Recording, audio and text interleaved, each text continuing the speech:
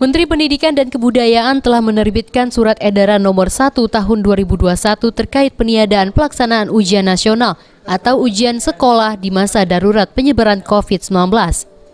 Keluarnya Surat Edaran Kemendikbud ini buntut dari kian meningkatnya penyebaran kasus COVID di tanah air, sehingga perlu dilakukan langkah responsif yang mengutamakan keselamatan dan kesehatan peserta didik maupun pendidik.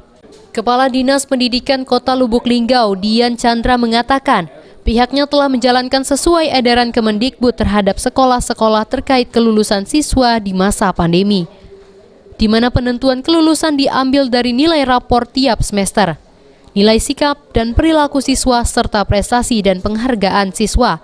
Dia kan berdasarkan nilai-nilai hasil yang selama ini dari masing-masing siswa itu. Nah itu ya. Nah terus bisa ditambah dengan penghargaan-penghargaan apa yang mereka dapatkan selama sekolah. Termasuk juga sikap dan perilaku dia. Itu baik yang menjadi pedoman untuk kelulusan di siswa SD dan SMP. Ada luring, ada daring kan. Nah yang daring ya cukup memadai. Memang tidak optimal karena ada di beberapa daerah tertentu yang tidak terjangkau dengan jaringan yang cukup baik. Kadang-kadang hilang, kadang-kadang itu. Artinya kalau dia dapatkan itu, dia dengan luring, dia menyampaikan materinya, setelah diselesaikan materinya sampaikan lagi ke pihak sekolah. Sementara itu, terkait belum digelarnya pembelajaran tatap muka, Dinas Pendidikan Lubuk Linggau masih menunggu instruksi pemerintah Provinsi Sumatera Selatan. Tri Hajaria, PAL TV.